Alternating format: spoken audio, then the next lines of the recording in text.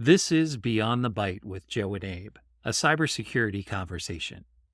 Each week, we get to know someone and discuss their journey, how they got here, and what they learned along the way. Through these conversations, we at Graylog hope to better understand what it means to be a good citizen within our community and continue our evolution as a provider of cybersecurity solutions. This conversation is sponsored by Graylog, an award-winning provider of SIM and log management solutions. I'm Randy, the producer of this podcast, and here are your hosts, Joe and Abe. Hey, listeners, I'm Abe, and I got a question for you, Joe. And I'll ask the question and then give you a story so you have time to answer it. How's that for fairness? Okay, that sounds All right, good. this is like the opposite of good interviewing. But anyway, the question is, what are some books and movies that have had a pretty big impact on your life? And to give you time to answer that, because we're professionals, the reason that question actually kind of means a lot to me is I think a lot of my career and who I am was shaped by the fact that really my first job was working in a discount bookstore. And so it's one of those things where it's just kind of like, I remember a lot of these titles. I remember like long Christmases of people coming in, hey, do you have this book or blah, blah, blah. And then long Januaries of people trying to get a refund for gift certificates. And, like every time, 3 minutes to closing. Do you have any kids' books on dinosaurs? Lady, I have an entire section of kids' books on dinosaurs. They're over there. Follow the dinosaurs. But anyways, so what are some of the ones that have had a big impact on you? I'll give you my answers now that you've had a chance to think about it. Which ones have hit you hard? I'm going to start with movies because that's the easiest one, which is definitely the original Star Wars trilogy. Mm-hmm. By far. Okay, the original one. Yeah. The original trilogy. My parents had them on VHS. They had the 1992 reissue, like remastered. I know exactly the version. box you're talking about. Yeah. Yes. Yeah. And I think I could cite the interview with George Lucas that came before each episode, like word for word, by the time I was like 4.5. And I watched them so much that Empire Strikes Back actually like developed a whistle to it as you listen to it. So you'd sit there and you'd listen to it, and there'd be like just kind of like in the quiet parts, there'd just be like this little hum in the background. And I think that like eternal struggle of the good against evil, the scrappy band of misfits that needs to take on the evil empire has impacted my life in almost every way. From how I approach work to how I how I think about things and whatever. And then if I was forced to choose a book of some kind, when I turned 18, I read a book called Illusions: The Adventures of a Reluctant Messiah, and it foundationally changed who I was, I think, at that time. It was very interesting, like a person that grew up in a very like group setting and things like that, and being very relying on this very large community and getting this confidence boost that I was able to do my own stunts and be successful in that. So it sounds like a religious book from the title, but it is not. But it's a book that I revisit on a regular basis just to keep my head in check and in the direction that I want to be going. What about you, Abe? I give you like 6 seconds and you come up with this incredibly thoughtful answer. No, man. No. I like Indiana Jones. Why? Because it's fun. That's a good one. It's up there for sure. It is up there. Yeah. Tombstone was another one. I think it's just honestly because we had it on VHS, so I watched it like a zillion times. It was one of the 9 cassettes that we had. And books. No, I'm not falling into this. I'm not playing this like philosophical game with you. You can't beat me at my. Okay, you just beat me at my own game. But you asked me the question. It was the only thing that came to mind. To be fair, it was or Hitchhiker's Guide to the Galaxy, and I felt like I couldn't give anything thought provoking about that book other than that it's just hilarious. Well, that's easily my favorite book. But. Yeah, almost always in my top 5 is the book Snow Crash. It rotates a lot because I change things all the time. And it's just because of how absurd it is. I love that book. Just like the world that was built around it is amazing. And I'm ending on that. That's it. Snow Crash. Thank you. That was awesome. Back to you, Randy. All right. Today's guest, we are honored and very excited to bring to the show Andy Grolnick. He's a CEO, board member, and mentor with over 35 years of experience building, scaling, and leading technology businesses. He currently serves as CEO of Graylog, our collective employer and the sponsor of this podcast. Andy was previously chairman and CEO of Logarithm, where under his leadership, Logarithm grew to become a leading global cybersecurity software company with an award-winning SIM platform and respected company culture. They had, at the time of their acquisition, over $200 million in sales. And as mentioned, Andy led the company through a successful acquisition and exit. Going further back, many of our listeners probably remember the zip drives. That was Andy too. He played a key role in building and leading the zip drive division of iOmega from its inception to a $1 billion entity as its VP and general manager. So that's just a few highlights from Andy's career. Mm-hmm. And speaking for Joe, Abe, and myself, we're honored to have you join us, Andy. And thank you very much for supporting us and helping us to make this podcast possible. Great. Happy to be here. Great. Welcome, Andy. I get the nerve-wracking privilege of asking the former and current CEO of two different SIM companies our first question. I was going to say something like meaningful about how I've tracked Andy through his career and some things like that. But I'm not going to. I kiss your butt enough outside of this podcast. We won't do it here. And we're just going to dive in. So every episode, and I prepped you for this last week in our one-on-one, we ask a question to everyone, which is, why does SIM suck? And you've been doing SIM for 10 plus years. Why does it still suck to this day? Yeah, I mean, I've been involved with SIM directly for almost 20 years, 18 years. So I've been part of the early days, fairly early days in the evolution of it. And so I, obviously I wouldn't be doing that long if I didn't see value, right? But it's a fair question. I think that the answer I would give at a high level is missed opportunity and missed potential from a customer perspective.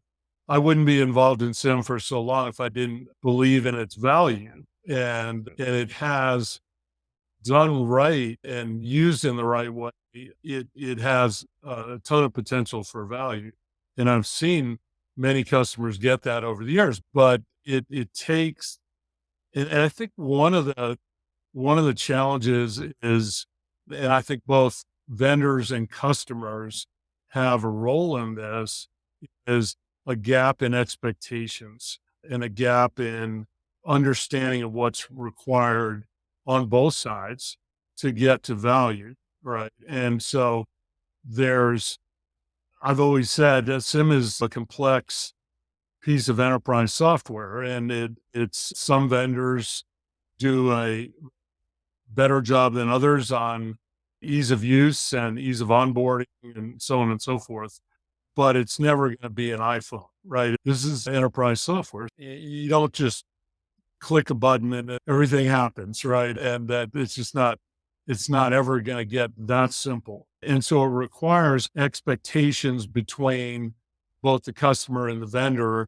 And the vendors have responsibility in helping, one, set those expectations, but to provide a structured onboarding approach where it ensures that the customers who aren't familiar with SIM, or particularly those who haven't used it before or had experience with it, get walk before they run, kind of a crawl, walk, run approach, because it's one of these things you can't just jump in and do it all. So having kind of set expectations the right way, having a structured approach to learning and onboarding.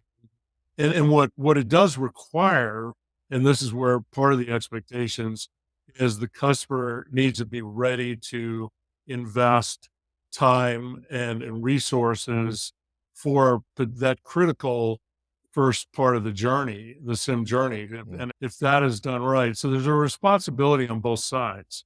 And if that's done right, you have an opportunity to get to a point where SIM does not suck.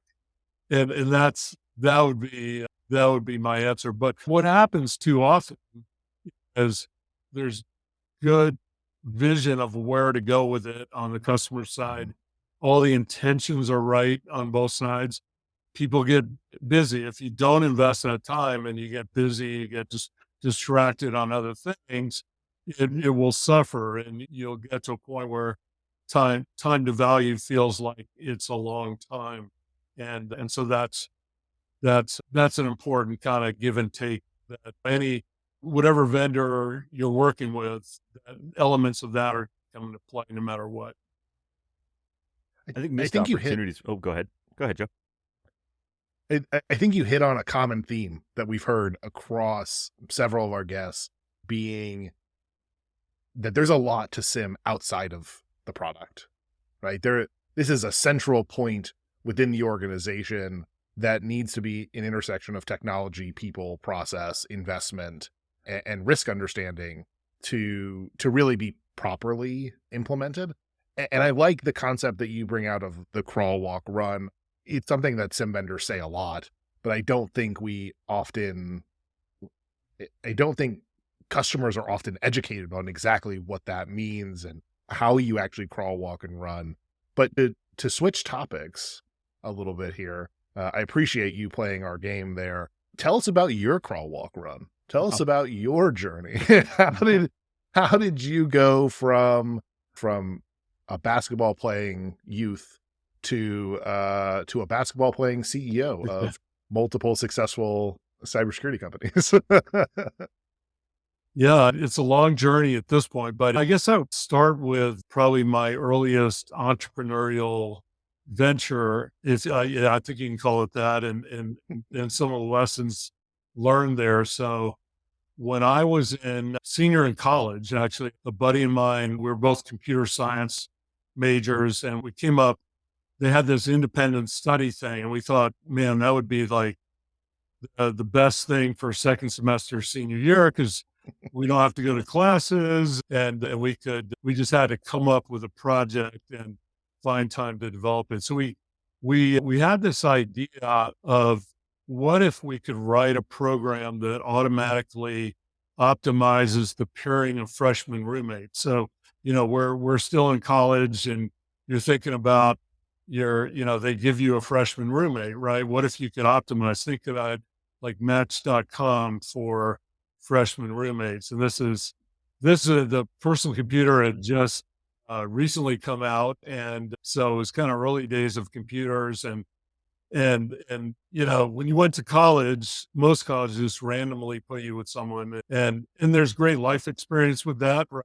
You got to learn to live with someone maybe different than yourself. But we had this idea, could we do that? So we went to the head of housing to the university, and she was like, yeah, that'd be really, really interesting if you could do that. And we got it approved by the head of the department, and he just said, off you go, come back. And it basically had the whole semester. We didn't have to check in with him at all. Like good college students, we probably procrastinated too long. And we started working on it with probably a month ago. And the more we got into it, we realized it was a lot more complex and harder than we thought. And so we ended up spending the last few weeks of our senior year literally pulling all-nighters, and because we're like, well, for two reasons. One, there was just pride in we wanted to get it done, and we actually wanted them to use it. But two, there was, well, what if it doesn't work? And we got this far and then we don't graduate. So we had a lot of incentive. If it's kind of like black or white, right? With computer programs, it either you turn it on, it works, or it doesn't. And so we worked our tails off. We actually got it done like 2 a.m. before a night meeting with the chairman, and we show up and run it by him. And actually, we must have looked at we looked like hell, right? I mean, we hadn't slept for days. And he was just he was kind of not a man of words, right? And so we had the wide printout of all the code and showed proof that it worked, and we got it working. And he just kind of looked up after we had maybe said 3 or 4 sentences. He took a look at us, didn't say anything, opened his grade book, found our names, and wrote A beside both of them. Did not, I mean, we hadn't even shown him the program. He just must have looked at us like, okay, you guys did the work, just out of here, go graduate. But then we got the idea, hey, we went to the housing coordinator, first of all, and said, we got it working. Do you want to use it? And she said, well, we don't actually have computers yet in our the housing organization. This is 1984, right?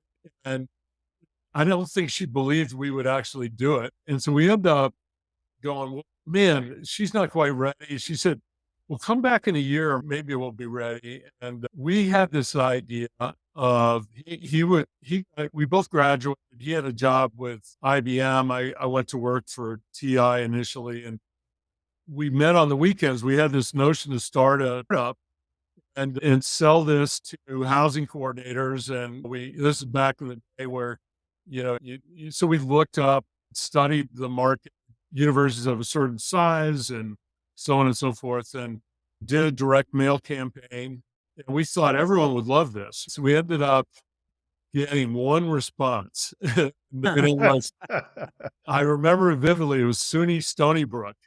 And so we found a day we could take a day off, and we're doing our full-time jobs, and we're trying to do this on the side. And we end up meeting with the guy. Like, there was one guy who saw that. We drove out to SUNY Stony Brook, and we had no sales experience or any of that, trying to convince him. He didn't quite bite, but he didn't say yes, didn't say no, back in touch. And we just, given the response and all that, we just fizzled out and we didn't finish it. And about 25 years later, I'm reading the Wall Street Journal one day, and there's an article about the latest thing in college roommate is computerized roommate pairing. Right? And that was a big thing, and all the colleges were adopting it. So back to your question, long-winded way of the first lessons I learned out of that is you can be too early, or you can be way too early, where the market's just not there. They don't have computers, And the second lesson was you can't do things half-assed, right? We were kind of trying to, we went at it like, hey, if we get everyone responds and is into it, then we'll quit our jobs and really go after it and do it full time. But I don't think we had the guts to do it then. And could we have made it work even though we were early? Would we have ended up pivoting to being an actual dating app and match.com? Maybe, but we didn't do it, right? We didn't jump on board. So that's a start. Pause there. I can keep going, but no, that's great. Wow, that's fascinating. I also had a senior project that I also waited until 2 a.m. the night before to start. It did not go that well. It was not that successful. It didn't even get to the A, let alone the direct mailers. You went from college and you had a couple of stops at a couple of tech companies. I think the place that most people started to pick up your name from is iOmega and the Zip Drive. And then obviously Logarithm pushed you into the security space. But what did that journey look like personally as you and the growth that you did at every stop along the way there? And what kept you in the trajectory and direction that you were heading there? Yeah, I think prior to iOmega, I worked in product management and product marketing. What I'd say before I got out of grad school, I actually wasn't sure what I was going to do. I was actually thinking about, there were two paths, and one was stay in tech and figure out what's the right role there. And the other was to be going to real estate. I had an interest in real estate and took a lot of real estate courses and ended up going with my gut. I got a job with Hewlett Packard in product management, and it ended up being the right role. What I loved about it, and it was actually ultimately great training for being, I think, a modern day CEO. Is you could see you're involved in so many aspects of the business. You've got, and the variety of what you're working on in a given day was always really interesting, right? One minute you're working with engineers on what the products should look like, and another you're working with finance on pricing and business model, and then with marketing on positioning and messaging. And so once I got into it, I enjoyed that. And you were able to have a lot of responsibility to kind of stitch everything together into a business. The one adage about product management always was all the responsibility, none of the authority. And that has always been true, right? You had to get things done through influence, and you had to collaborate, and you had to work. You couldn't just say, hey, I want to do it this way. You needed to assimilate a lot of different inputs into a cohesive plan and strategy, and that made sense. And you're not in a silo, and so you had to work across the team. And I think it's very similar to being a CEO in these days, where the difference is you have the authority, but it doesn't mean, the reality is most of the time you need to get things done through influence, and whether or not you have the authority to be effective. And so that was kind of my early career path was product management. It also allowed me to focus on the customer. And at iOmega, I was fortunate to have a couple of great mentors. The new CEO who had joined, it was a turnaround situation. So Joe, you asked about the personal side of things. I was at HP, at Hewlett Packard at the time, big, safe, successful company. And a couple of friends I'd worked with there were at iOmega, and they had a role in product management to help figure out what the next set of products was going to be. What they didn't tell me is sales were actually declining, and that by first day there would be a layoff. So I'd be walking in and a third of the company was getting laid off. And so that was a bit of a shock. And then they also didn't tell me that, by the way, product management and marketing and engineering, marketing don't talk to each other. They just they're not getting along. And your job is to help fix that. It was actually a brilliant decision. They had me sit with the engineering team. So I was living and working with them. Now, had to summon a lot of more people-oriented skills to work through that and try to build their trust, and so that we were collectively a team. The other part of it is the CEO he had a really strong sales and marketing background, great customer vision. We formed a team to do a lot of customer research, both primary and secondary research. And part of his thinking was, whatever we come up with, if we can point to real data, it's a way to get the engineers on board and behind it, right? And it's not someone's opinion. It's here's real data, quantitative and qualitative, that is behind this. And sure enough, we did that work, and we had a strategic aha, which was there was actually two segments, and both IMA and our competitor were looking at the market unilaterally, just as one composite segment, and there really was more of a power user and a consumer segment, which ultimately led to the zip drive and the jazz drive definitions. I was given responsibility to be the GM on the zip drive.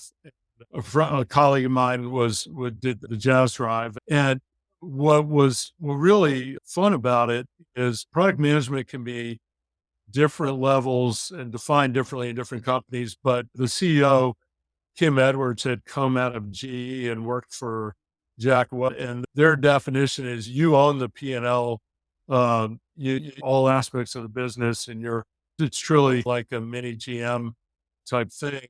And so, yeah, on one level, it is a bit scary to have that responsibility, but on the other hand, it was fun, right? And I leaned into it, and it certainly stretched me a lot, but I learned a ton. And in 4 years, we went from, zero to $1 billion in about 2 years after we launched. Wow. So it was Wow. kind of a rocket ship, and a lot of things to learn and grow through that process.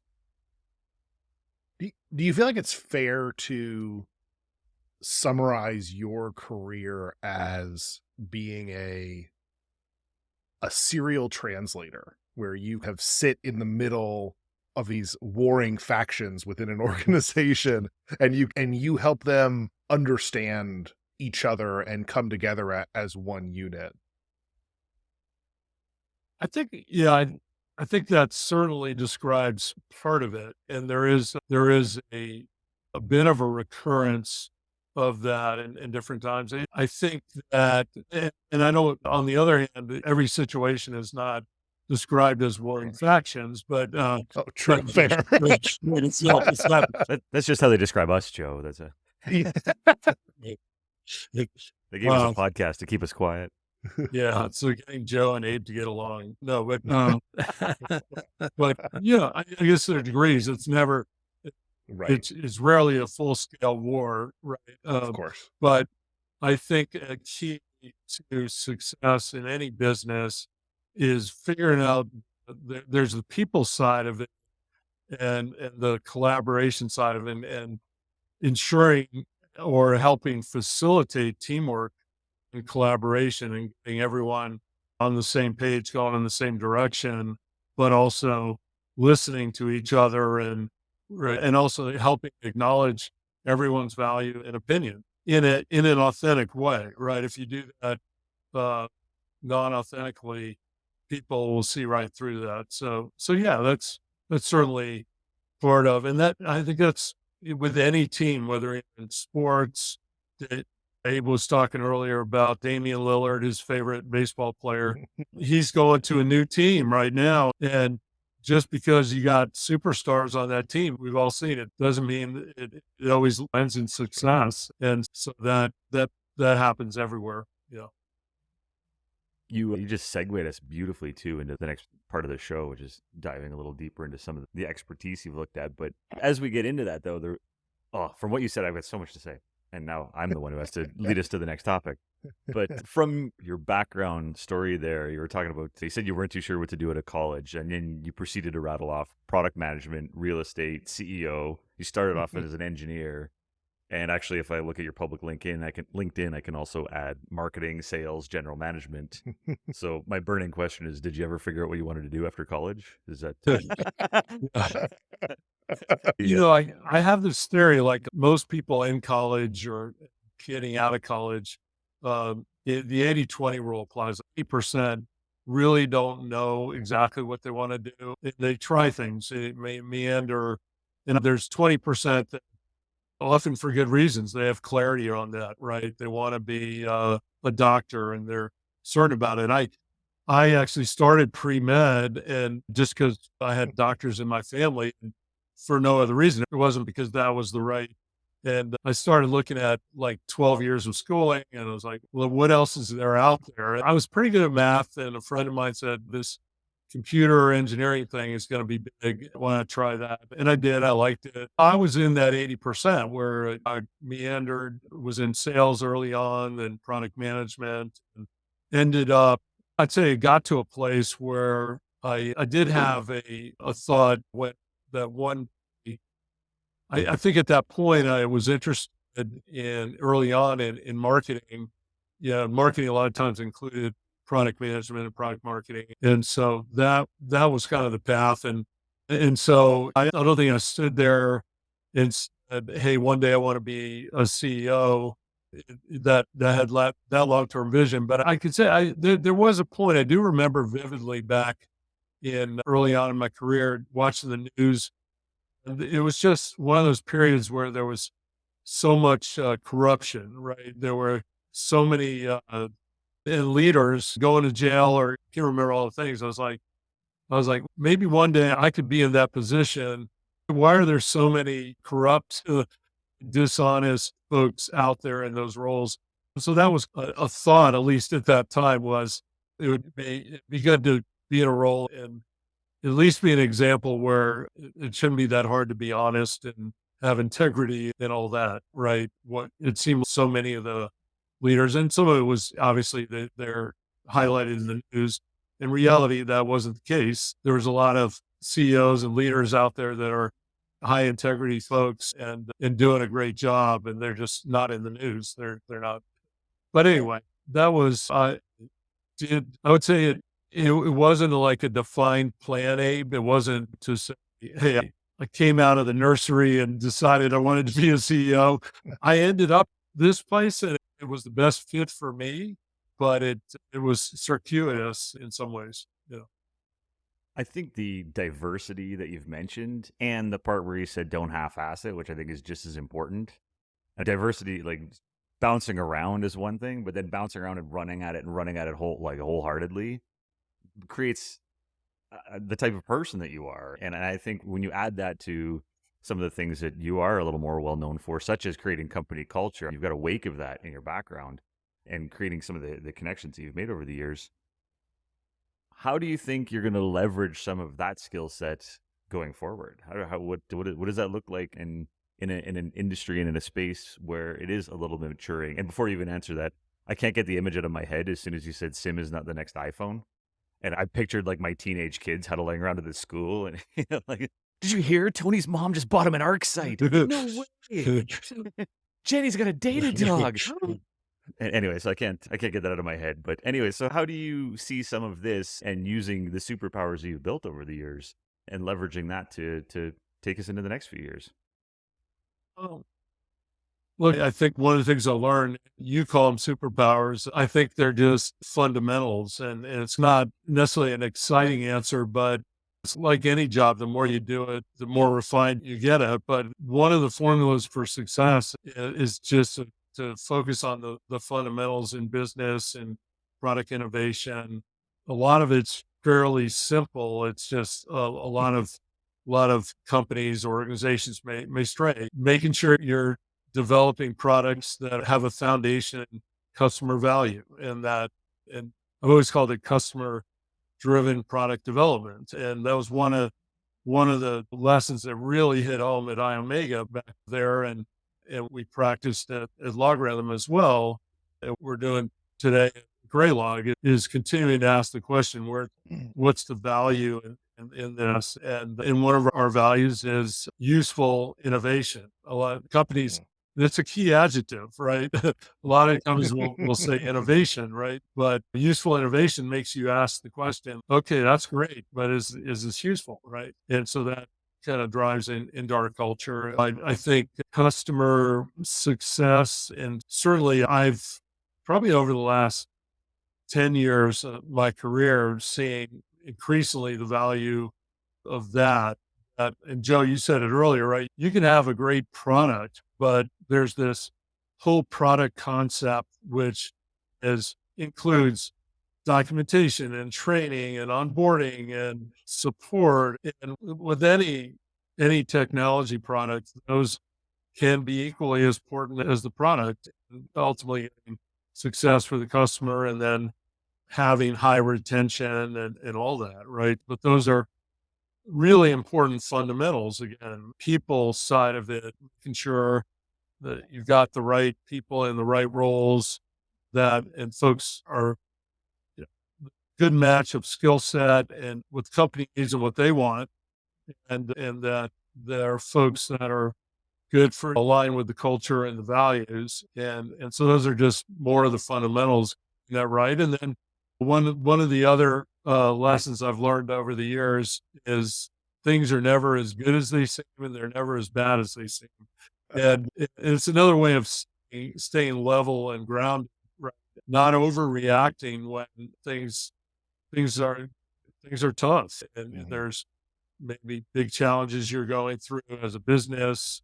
And so part of my role and everyone's role is to not lose faith and focus on, again, if you're doing the right fundamentals and doing the right things, you'll probably bounce out of that tough time, and seen that happen so many times. And the reverse also, when things are seemingly going great, it probably means you don't want to rest on your laurels, and there actually are things you need to work on, but they're just not as obvious. And so keeping that perspective through the ups and downs is, I think, important.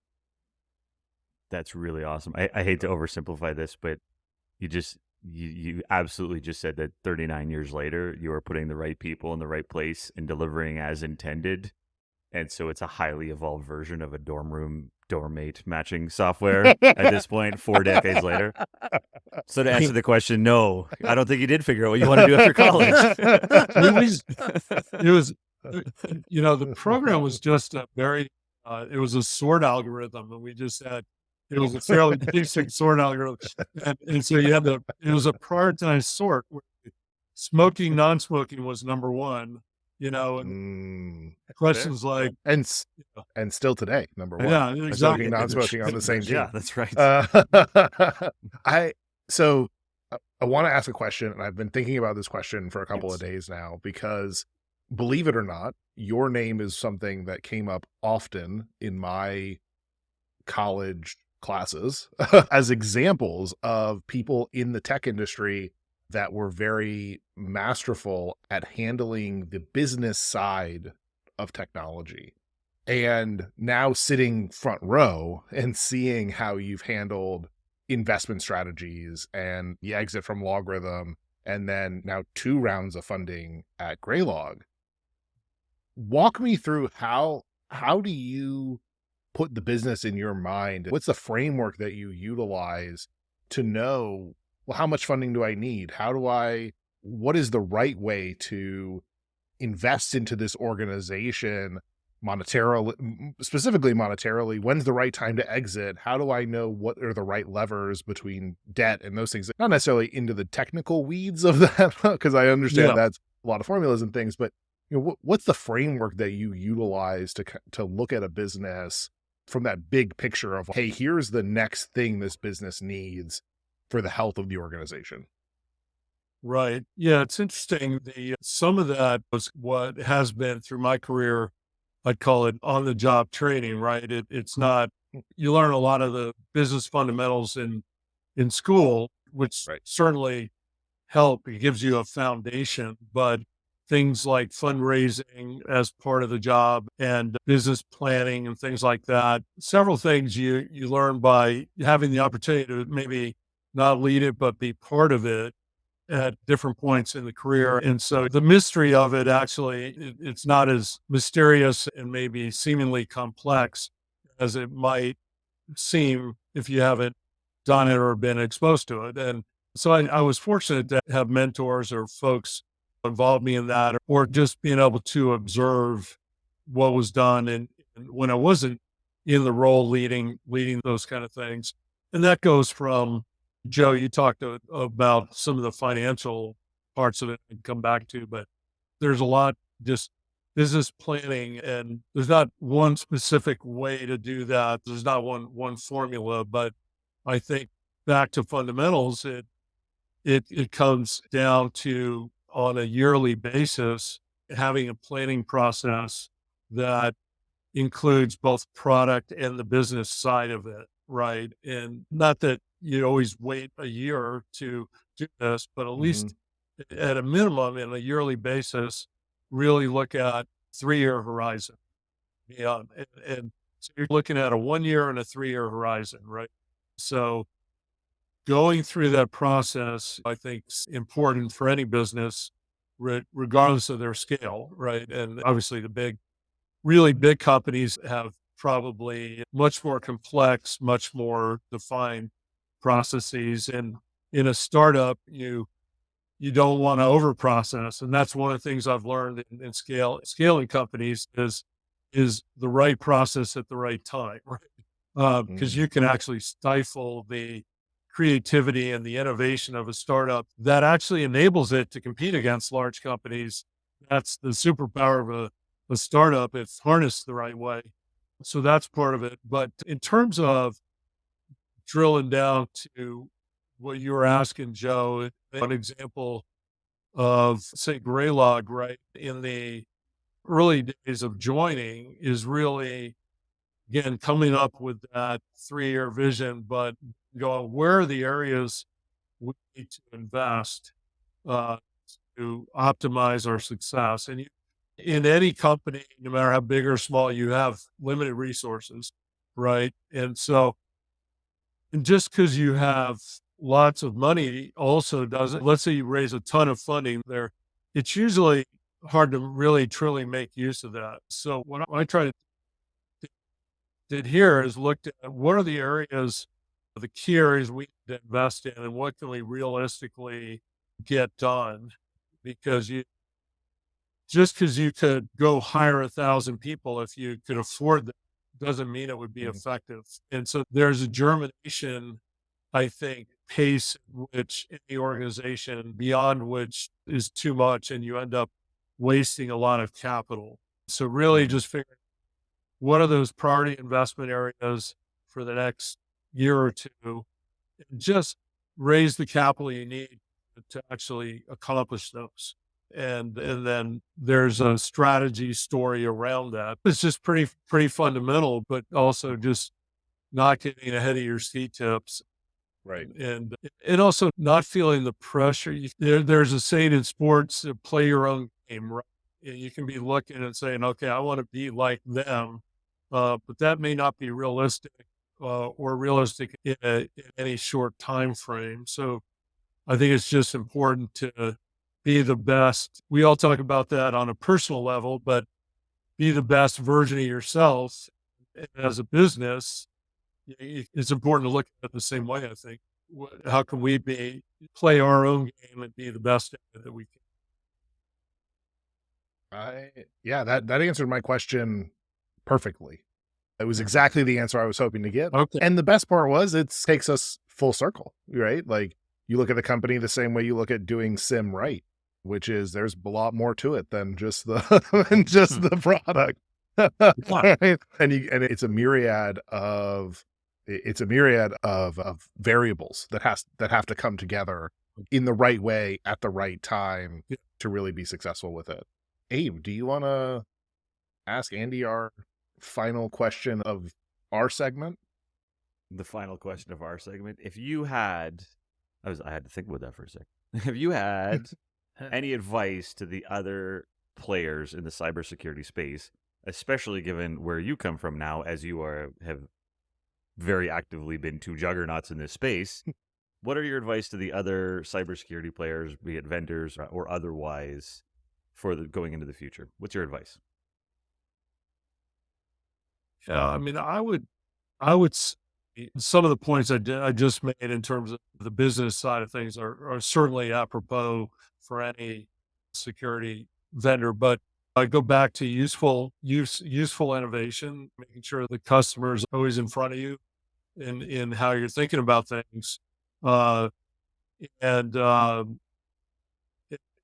would say prioritization is critical in any start. I assume you're asking more from a startup or emerging company perspective, right? I actually intentionally left it wide open. Others, we've really, really wandered them down. I was curious where you're going to go with this, so I gave you no details. But yeah, sure. For startups coming up in this space, let's give them the advice.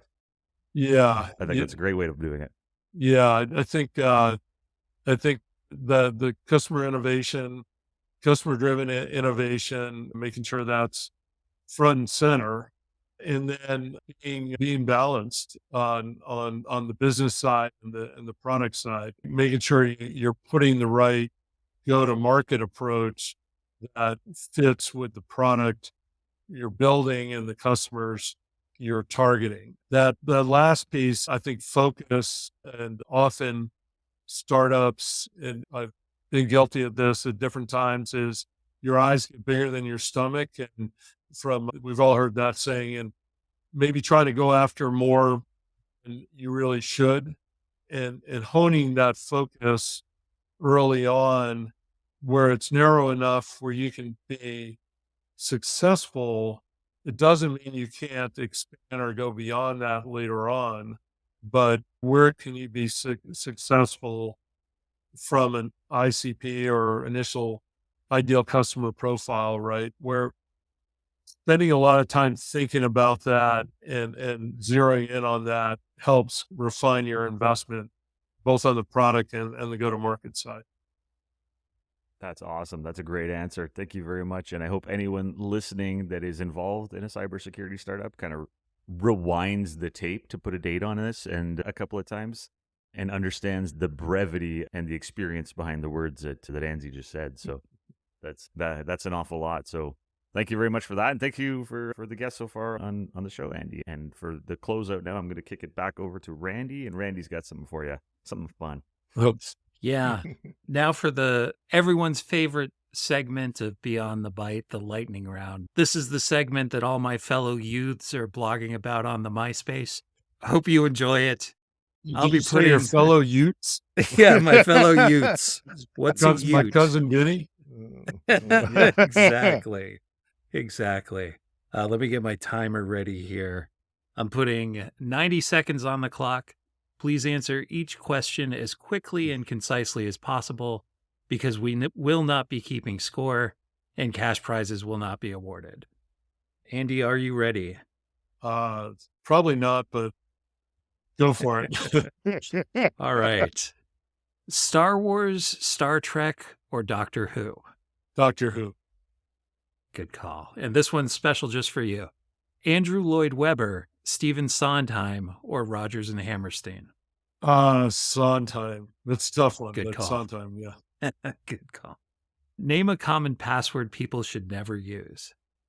Password. If you could work anywhere in the world for a year, where would it be? Colorado. Nice. Manhattan, martini, or margarita? Manhattan, martini, or margarita? Margarita. Name a person who inspires you. Oh, wow. Business-wise, there's a lot, right? Business-wise, I would say Clayton Christensen. I've always been a fan of him and his books around innovation and his several of those. So that's one. On other fields, wow. I mean, I looked at Nikola Jokic. Just how his kind of humility and how he approaches his work, but his talent is through the roof. Awesome. And that's time. That question, like always, it shouldn't be lightning round because it always takes time, but I love the responses we get from it. Yeah. So I'm leaving it in there. Yeah. It's a great But question, awesome. but just not very lightning. It is not lightning at all. Yeah. Yeah. Awesome. Thanks, Andy. Thank you so much, Andy, for being on our podcast. Our we'll call it our Skunk Works project between Abe, Randy, and I. Thank you for validating it and giving it legitimacy within the organization. I appreciate that. Yep. If listeners wanted to get in touch with you, what is the best way for them to reach out? Yeah, probably the easiest, simplest is in LinkedIn. That just reach out to me there, and otherwise, yeah, that's my final Awesome. answer. If you want, awesome. And for those of you that don't know, his LinkedIn is linkedin.com/in/Andy Grolnick, all one word. And if you can spell that on the first go, he'll definitely respond to your DM. Yeah. And if you are looking to get in contact with Graylog, the sponsors of this podcast, we are on Facebook, Twitter, LinkedIn, GitHub, YouTube, and Reddit. And I will give you all of those links. Facebook is /Graylog, Twitter, Graylog2, LinkedIn, Graylog, and then YouTube is Graylog Videos, and Reddit is r/Graylog. That's us. That's Graylog. And then I am, what am I? I am LinkedIn / Joe-Gross-SE. I don't know what Abe is. He can tell you if he wants to. I am Joe.Gross / LinkedIn. Really we are big still working Abe on nearly every platform. There you go. We are still working on how we do our socials at the end, and we will have Beyond the Byte socials for next episode. Thank you everyone for listening, and we'll see you next time. See you all. Thanks.